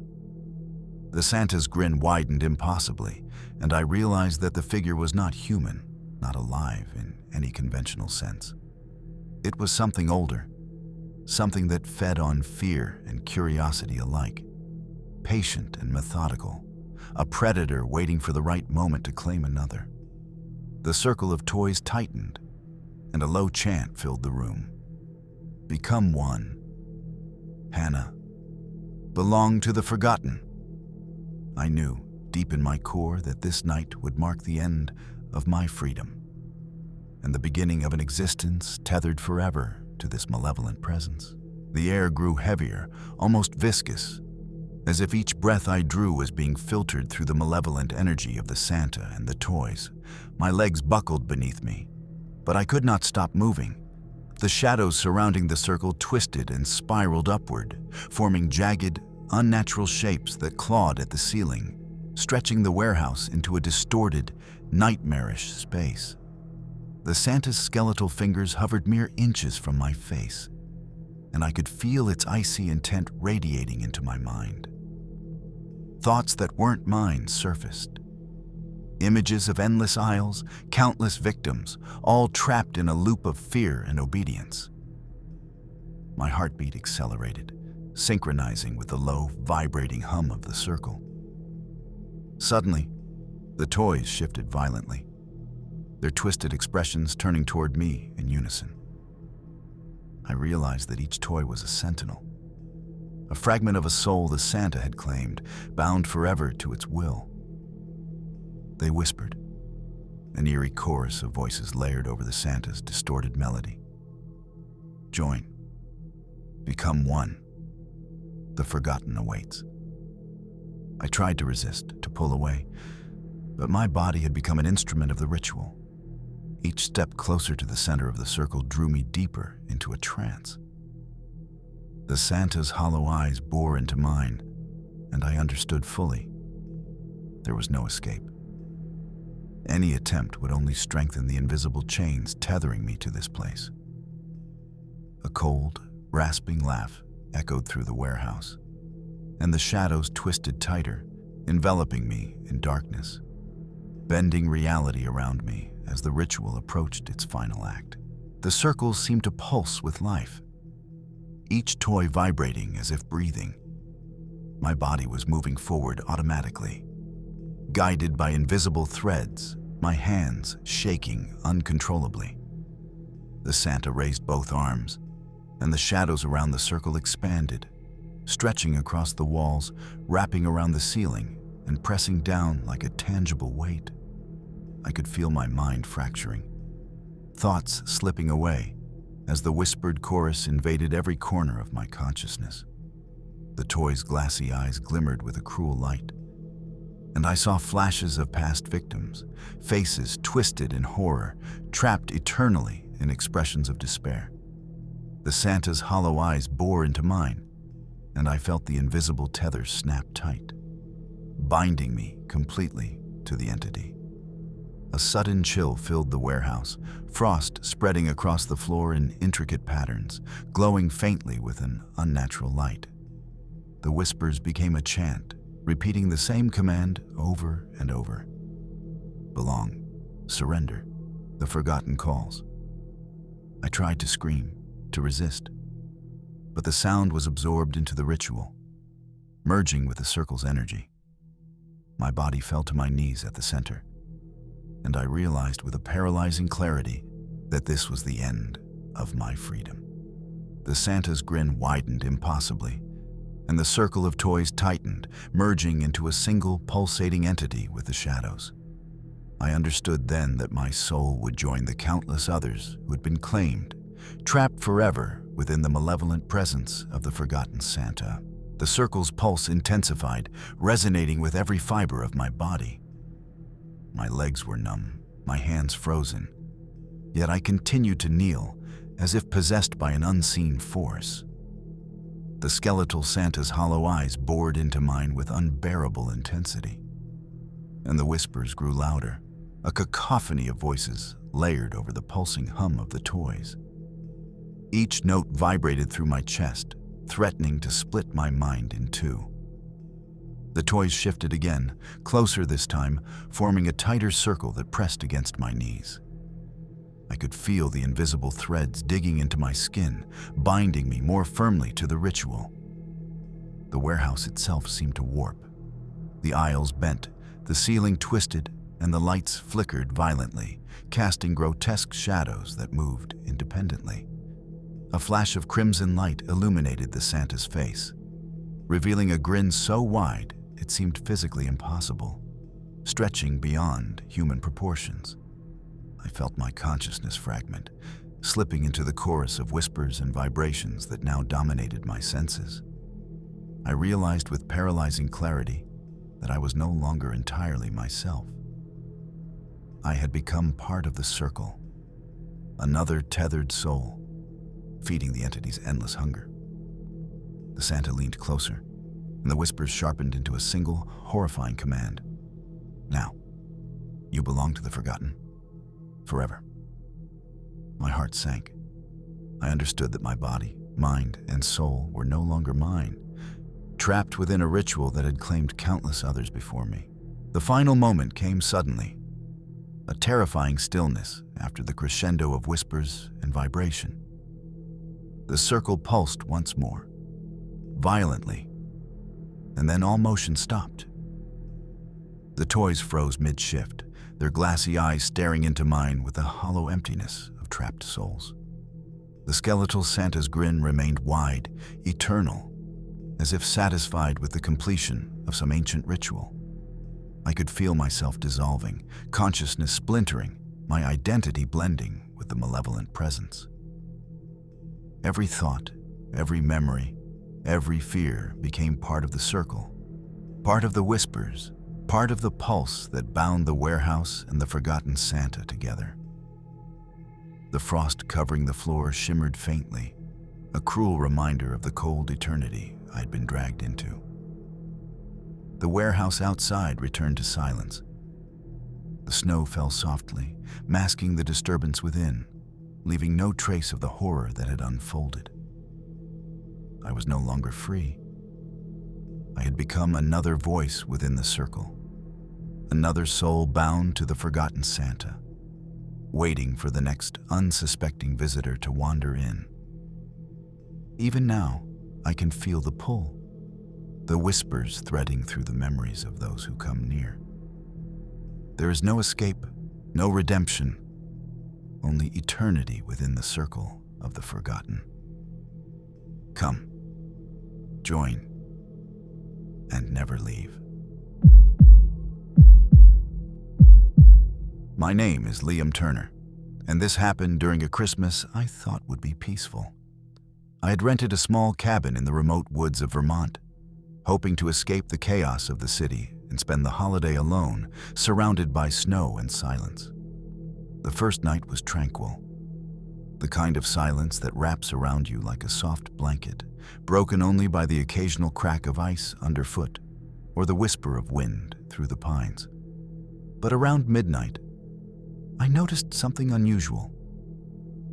Outside the cabin window, illuminated by the weak glow of my porch light, a snowman had appeared. I had not built it, nor had anyone been around. Its coal black eyes glimmered in the night, and a crooked smile carved from a jagged piece of bark gave it a grotesque expression. My first thought was that a prankster had come by, but the cabin was miles from the nearest road, and the surrounding forest was empty. I tried to convince myself it was a trick of the shadows or my imagination, But the snowman's posture seemed deliberate. It was standing perfectly still, yet its head was tilted, as though observing me with unnerving intent. My heart began to pound, and a cold shiver ran down my spine. Then I heard it, a faint crunching sound in the snow, moving closer to the porch. The hair on my neck stood on end. I whispered to myself, trying to shake the fear. It's just snow. It's just snow. I grabbed a flashlight and approached the window cautiously, heart hammering in my chest. The snowman had not moved, but it was closer somehow, and I could see details I hadn't noticed before. Its arms were oddly long, made from twisted branches, and its smile seemed to stretch impossibly wide. The snow beneath it was pristine, no footprints, no indication of how it had arrived or moved. A gust of frigid wind slammed against the cabin, rattling the windows. I heard it again. Soft, deliberate footsteps crunching in the snow. But the snowman's eyes? They followed me. I couldn't look away, and a wave of primal fear washed over me. My mind raced, considering rational explanations. Maybe it was a reflection, maybe an animal, but nothing fit. The night was too still, too quiet, too deliberate. I backed away from the window and stumbled toward the door, planning to confront whatever had come this close. The crunching stopped. Silence fell again, but it was heavier now. Oppressive, like the forest itself was holding its breath. When I turned back, my stomach dropped. The snowman was at the center of the clearing, impossibly closer than before. Its gaze locked onto me through the window, and its bark mouth seemed to twist into a knowing, malevolent grin. A chill ran through me, and I whispered to myself, my voice trembling, "This isn't real. This can't be real." I couldn't tear my eyes away from the snowman. It remained motionless, yet a creeping sense of movement lingered, as if it was aware of every breath I took. My flashlight flickered, casting long shadows across the clearing. The snowman's eyes seemed to glint with anticipation, and the crooked bark smile stretched wider than physically possible, mocking me. I told myself to calm down, to rationalize it. Perhaps it was the isolation, the endless white snow reflecting my fears, playing tricks on my mind. But the deeper instinct in me screamed otherwise. The footsteps returned, soft but deliberate, circling the cabin. They weren't natural, not like an animal or human. They had a rhythm, a purpose, almost like they were calculating my fear. The wind howled through the surrounding pines, and the snowman appeared, closer still. My stomach churned, panic rising as I realized the clearing behind it was empty. No footprints, no tracks, nothing to explain its movement. Yet here it was, closer than mere physics should allow. I grabbed a knife from the kitchen drawer, hands trembling, and moved toward the door, trying to summon courage. The snowman's coal eyes followed me relentlessly. It was as if it knew my intentions, anticipated my every move. A shiver of icy dread coursed through me. Whatever this was, it wasn't just snow and sticks. It was alive, intelligent, patient and hunting. "I shouldn't have come here," I whispered, dread sinking deeper into my bones. The cabin seemed to shrink around me, walls pressing in as I backed away from the window. The snowman remained outside, impossibly still yet radiating a presence that weighed heavily on my chest. The wind howled louder now, rattling the windows and doors as if it were whispering a warning I couldn't comprehend. I realized I had no way out. The forest was dark and endless, the snow deep, and the nearest road miles away. Every instinct screamed to run, but my legs felt like lead. The footsteps in the snow grew louder, circling in perfect rhythm. My mind struggled to make sense of it, yet a single terrifying thought crystallized. The snowman wasn't just stalking me, it was orchestrating my fear. A soft, almost imperceptible sound reached my ears. A faint chuckle, hollow and unnatural, emanating from the snowman itself.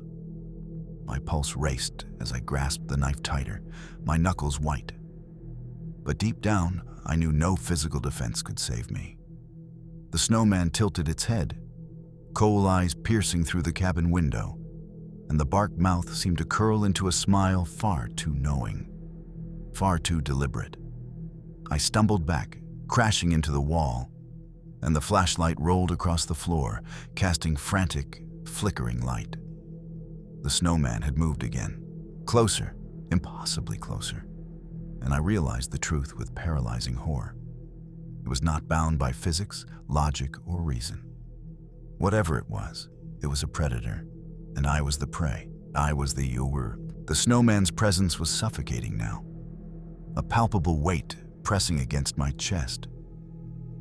Every breath felt laborious, and the air inside the cabin seemed to freeze around me. The footsteps outside had stopped, replaced by a silence so thick it roared in my ears. I could feel the snowman watching, waiting, and I understood that whatever it was, it didn't need to move to threaten me. Summoning what little courage remained, I approached the door.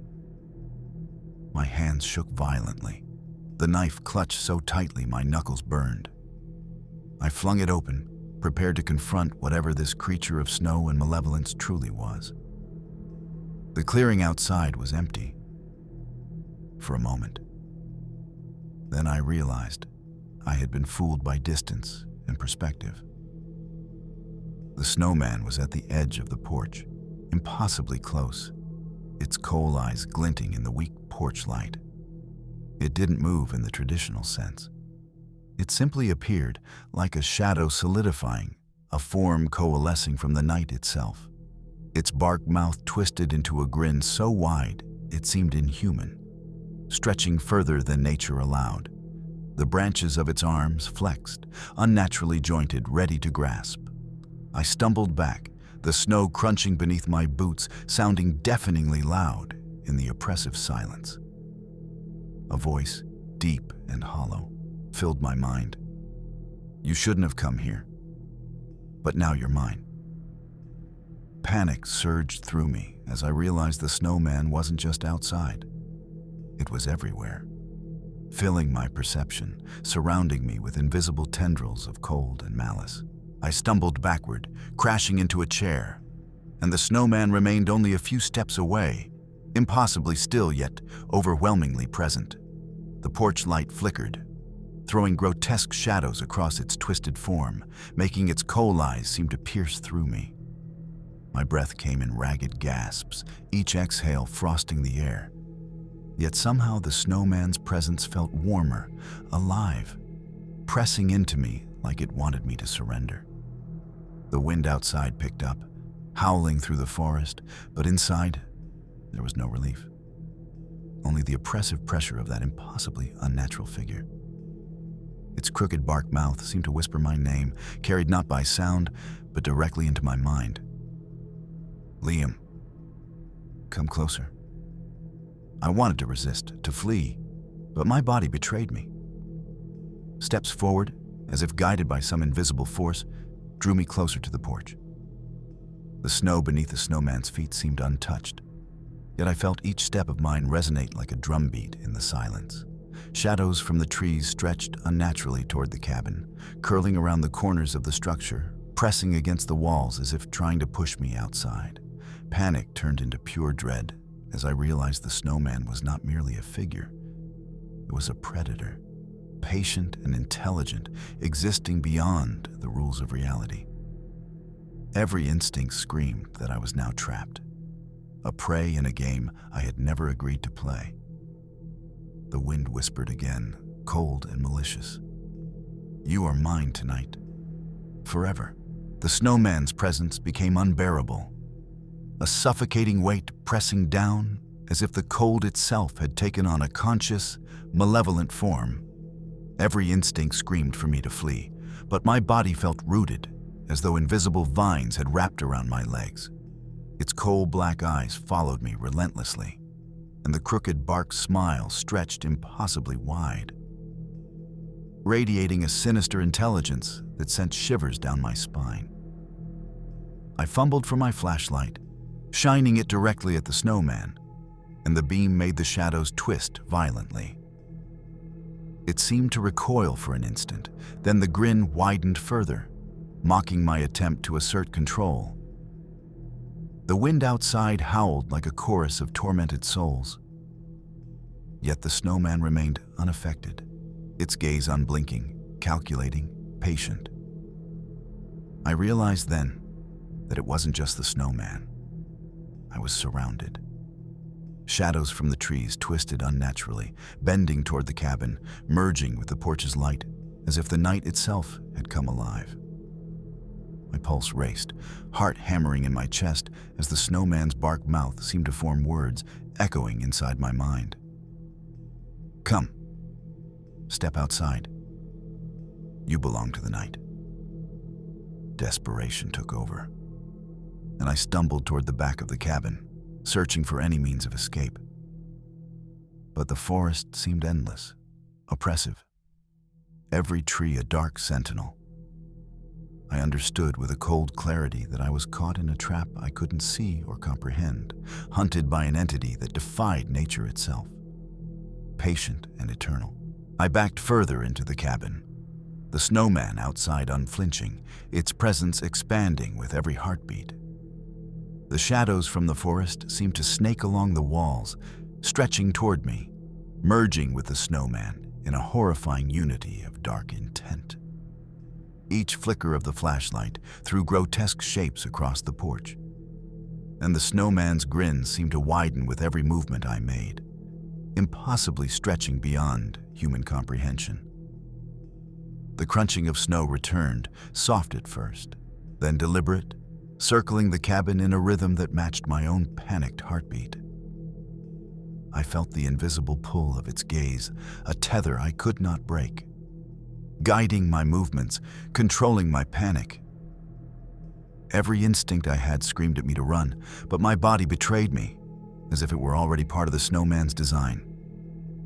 A deep, hollow voice, neither human nor natural, resonated in my mind. "Step outside. Become part of the winter. Forever." The cabin walls seemed to pulse with the cold energy emanating from the snowman.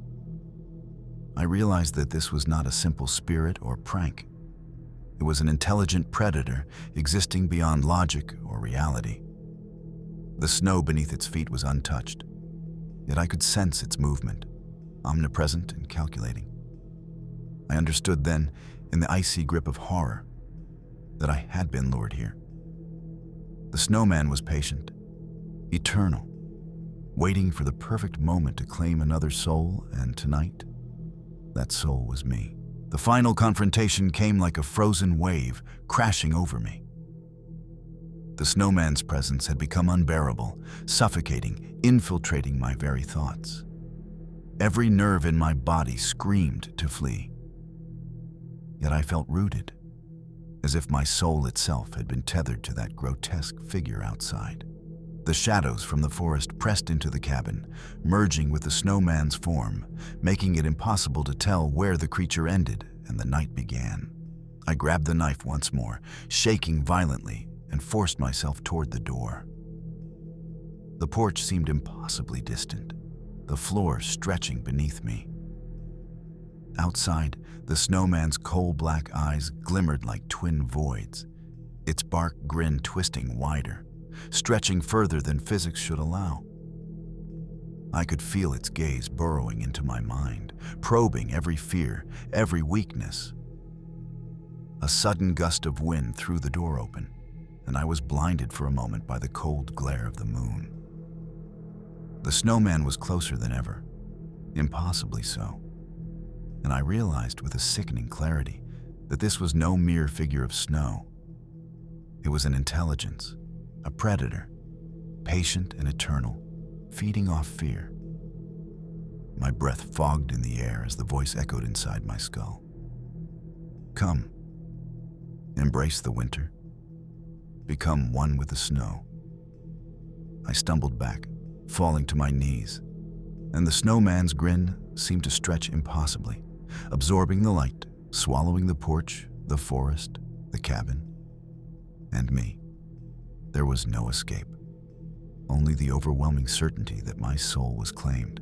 Time seemed to collapse as the snowman loomed impossibly close, its presence overwhelming every sense. The porch, the forest, the snow, all of it seemed to bend toward it, folding reality around its malevolent will.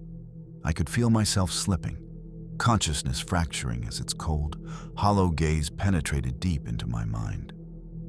The knife slipped from my hands, forgotten. Every instinct I had to fight or flee had been stripped away. The snowman's bark mouth twisted further, forming words that echoed directly inside my thoughts. You are mine, forever part of the winter. I sank into the snow near the door, shivering violently as the shadows from the trees merged completely with the snowman. Its cold eyes bore into mine one final time, and the forest itself seemed to exhale, a gust of wind carrying the promise of eternity.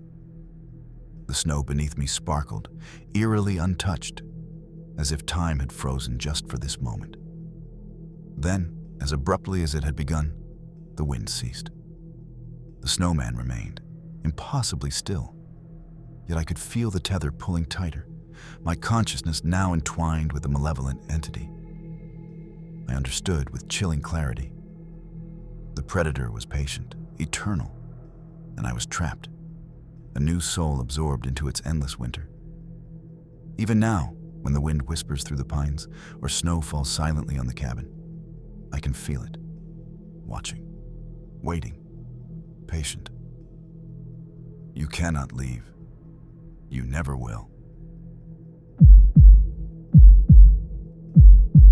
As the snow falls silently outside and the echoes of fear linger in your mind, we reach the end of tonight's journey. 7 stories, 7 glimpses into darkness that creeps close even when you feel safest. From the forgotten warehouse of the malevolent Santa to the cursed snowman that stalks the remote woods, each tale reminds us that terror can strike in places where we least expect it. Inside our homes, amidst the holiday cheer, or in the quiet corners of the night. These were not legends, not tales told around a campfire.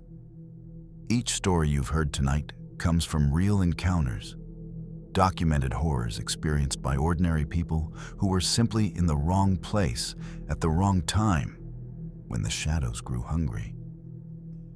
The holiday cheer you cling to can hide unimaginable evil, and the cold winter nights may be home to creatures and forces that defy explanation.